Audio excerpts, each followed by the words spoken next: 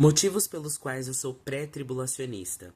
Nesse vídeo eu vou tentar explicar para você o porquê eu creio no pré-tribulacionismo. E eu vou começar dizendo para vocês o que é o pré-tribulacionismo. O pré-tribulacionismo é uma doutrina da escatologia que acredita que a vinda do Senhor Jesus para a sua igreja se dará por ocasião do arrebatamento antes da tribulação. Essa doutrina, ela foi estabelecida a partir do texto de 1 Tessalonicenses 4,17, que diz que nós, os que estivermos vivos, seremos arrebatados com Cristo. E a palavra aí, arrebatado, é harpazo, que significa agarrar com força, arrancar e levar embora. Portanto, eu creio que Jesus vem buscar a sua noiva, a sua igreja, através do arrebatamento antes do período da tribulação, e eu vou falar os motivos pelos quais eu creio. Muitas vezes, quando nós falamos sobre pré-tribulacionismo ou sobre arrebatamento, as pessoas vão dizer o seguinte: ah, mas essa doutrina é muito nova. Ela de fato é uma doutrina recente com relação a algumas outras doutrinas que se estabeleceram desde a igreja primitiva. Mas eu acredito na revelação progressiva de Deus. O que isso significa? Que Deus ele vai se revelando ao longo da história. Em cada dispensação, em cada período histórico, Deus vai revelar facetas do seu caráter, Deus vai revelar também partes do seu plano. Se nós olharmos, por exemplo, o livro de Daniel, no qual existem diversas profecias relacionadas com o período do fim, Deus disse para Daniel que ele deveria selar o livro até que chegasse o período em que essa revelação seria aberta. O apóstolo João também, quando ele tem todas aquelas revelações descritas no livro do Apocalipse, ele provavelmente não tem a compreensão com clareza das coisas que ele estava vendo. Mas nós, hoje, anos à frente da história, temos total condições de olhar para trás e também de perceber o tempo em que nós estamos vivendo e compreender as coisas que estavam na profecia bíblica.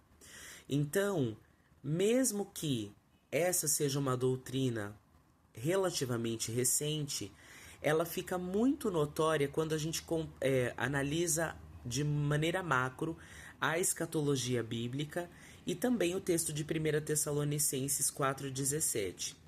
Mas algumas coisas que eu gostaria de falar. Muitas pessoas, quando nós falamos de arrebatamento, elas dizem: ah, mas essa é uma teologia do escapismo. Por que Deus não poupou a igreja primitiva e a igreja ao longo dos anos da perseguição e ele agora vai nos livrar da tribulação? Mas, meus irmãos, aí há um erro muito simples de se resolver. Perseguição não é juízo.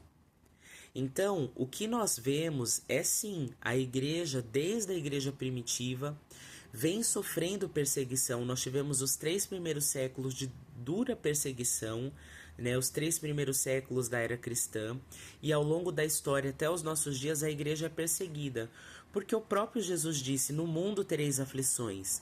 Mas o apóstolo Paulo vai dizer que nós somos perseguidos, mas nós não somos desanimados, desesperançados, nós permanecemos de pé. Então, há uma diferença entre perseguição e juízo. O período da tribulação será um momento de juízo de Deus para com a terra, para a humanidade. Um momento de prestação de contas. A Bíblia chama esse período como o dia da vingança, o dia da ira do Senhor. E isso é facilmente, essa teoria de que a igreja passaria pela tribulação e pelo juízo é facilmente refutado quando a gente olha em Apocalipse 3:10, onde o Senhor Jesus faz uma promessa para a igreja fiel. Ele vai dizer o seguinte: porque foste fiel, eu te livrarei da hora da tribulação que há de vir sobre a terra. Ele não fala na hora, ou ele não fala também no final, ele diz da hora.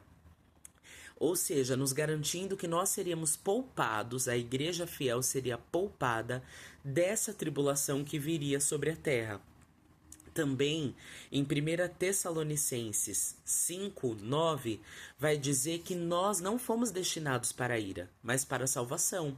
O texto claramente está dizendo que nós, que fomos salvos, lavados, redimidos com o sangue de Jesus, não fomos destinados para o momento do juízo. Não faz sentido acreditar que a igreja passará pelo juízo, pela tribulação, pelo tempo de juízo, que eu quero dizer, e pela tribulação, se nós fomos salvos pelo sangue de Jesus. Nós somos salvos, inclusive, para sermos poupados da ira de Deus. Nós somos salvos, inclusive, para sermos livres de passar por esse momento. Então, crer que a igreja passará pela tribulação é uma incoerência nesse aspecto, porque Jesus morreu na cruz para nos poupar da tribulação. Um outro argumento é que Deus sempre preserva o justo. Deus sempre poupa o justo. Eu gosto de dizer uma frase quando eu dou aula, que é assim: tudo que nós vemos na primeira aliança de forma material e concreta, podemos ver de forma espiritual na segunda aliança, na nova aliança.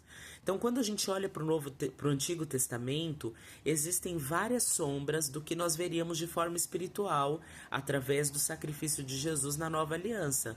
Então, por exemplo, a estrutura do tabernáculo, os itens que tinham ali no tabernáculo eram elementos materiais que representavam verdades espirituais. E quando a gente olha para o Antigo Testamento, a gente vê Deus poupando Ló da destruição de Sodoma. A gente vê vários momentos em que Deus ele sempre poupa o justo. Noé entrando na arca e sendo poupado do dilúvio.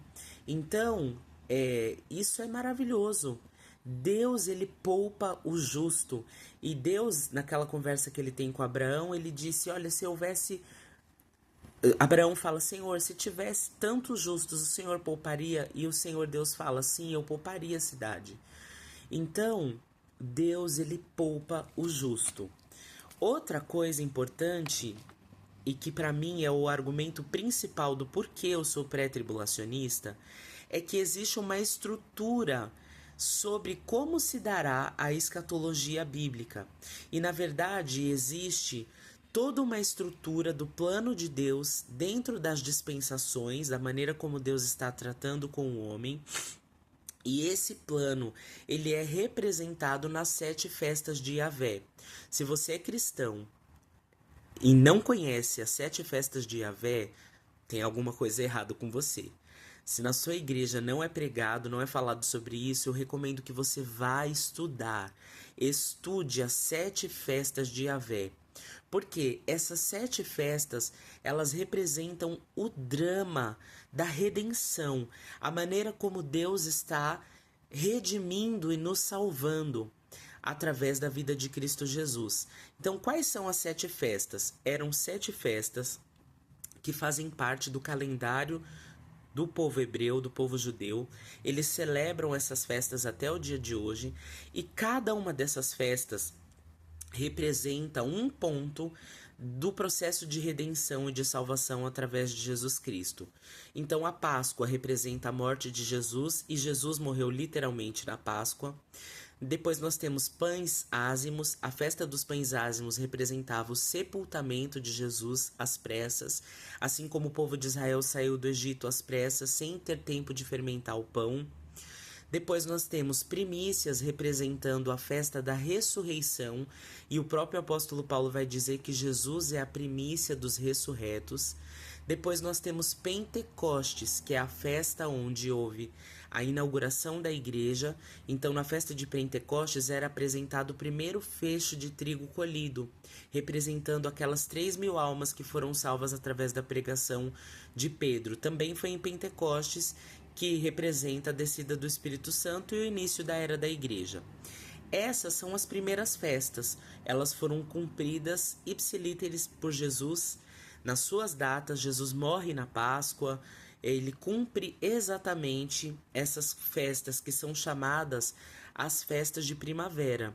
Mas existem as festas de outono. Quais são?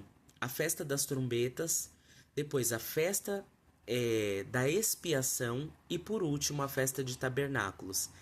Essas festas, elas representam exatamente os atos de redenção que se darão no processo de escatologia.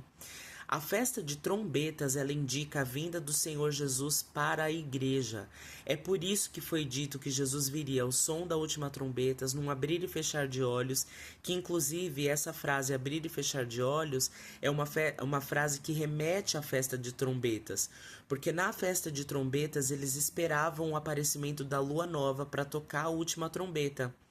Eram tocadas uma série de 99 trombetas e quando aparecia a lua nova, era então tocada a 100ª trombeta, que é chamada de a última trombeta. Essa festa é o arrebatamento da igreja. E quando a gente vai analisar os textos que falam da vinda do Senhor Jesus, nós percebemos duas profecias diferentes. Uma diz que Jesus voltará e encontrará a sua igreja nos ares, que é o texto de Tessalonicenses, e a outra profecia diz que ele voltará e que todo olho verá e que ele vai pisar no Monte das Oliveiras. Essa é outra profecia. Então, a festa que fala do arrebatamento é a festa das trombetas. O que vem em seguida? Expiação, uma festa que era celebrada em 7 dias, representando, portanto, o período da grande tribulação. O que vai acontecer durante o período da grande tribulação? Na terra, juízo de Deus. Deus vai tratar com Israel, que não aceitou o Messias, e Deus vai tratar com a humanidade, que recusou o plano da salvação. E nos céus, as bodas do Cordeiro. Se nós não crermos no pré-tribulacionismo, em que momento se dará as bodas do Cordeiro?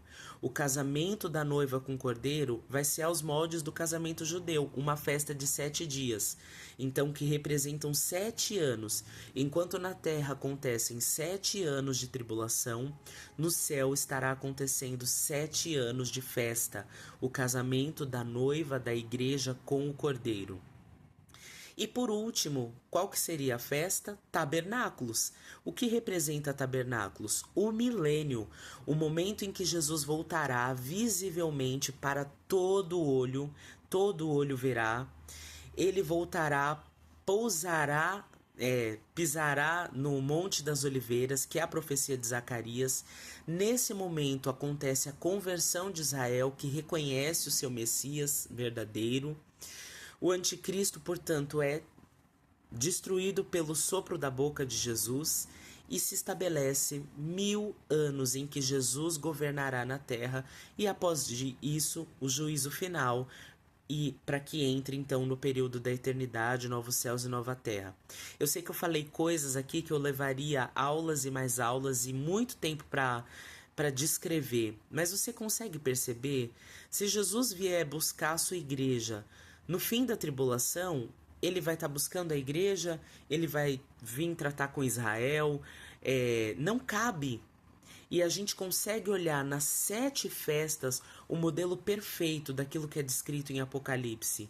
Jesus morre, ele é sepultado, ele ressuscita, começa a era da igreja, ele vem e busca a igreja porque Deus sempre poupa o justo, ele trata com a terra, nos céus há entrega do galardão, bodas do Cordeiro, depois ele vem para o milênio, que é o último teste da humanidade, ele vai governar com a igreja, porque a igreja vem com ele nessa vinda em glória, a igreja vem com ele, porque a Bíblia vai dizer que ele vem com seus santos e ele vem para reinar na terra e nós reinaremos com ele.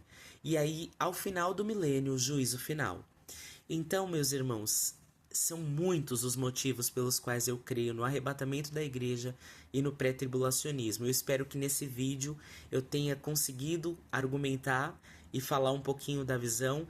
E se você quiser saber mais, eu pretendo postar outros vídeos sobre esse assunto. Fique então aqui comigo. Deus te abençoe e se prepare, porque a Bíblia diz que as pessoas se casavam e davam-se em casamento, viviam uma vida normal, até que Noé entrou na arca. Tudo vai seguir o seu curso aparentemente normal, embora a gente está vivendo um período de muita tensão, até o momento em que a igreja entrar na arca, ser arrebatada. A partir disso, começa a grande tribulação. E a Bíblia diz que o anticristo, ele ainda não se revelou Não se revelou porque existe alguém que está impedindo e resistindo. Esse alguém é a igreja. Se a igreja ficasse no período da tribulação, também não faz sentido porque a Bíblia nos ordena estarmos sujeitos à autoridade. E aí, como seria isso? A igreja aqui no período da tribulação e toda autoridade é constituída por Deus, a igreja teria que se sujeitar. E jamais a igreja vai se sujeitar ao anticristo. Então, Deus abençoe. Até o próximo vídeo.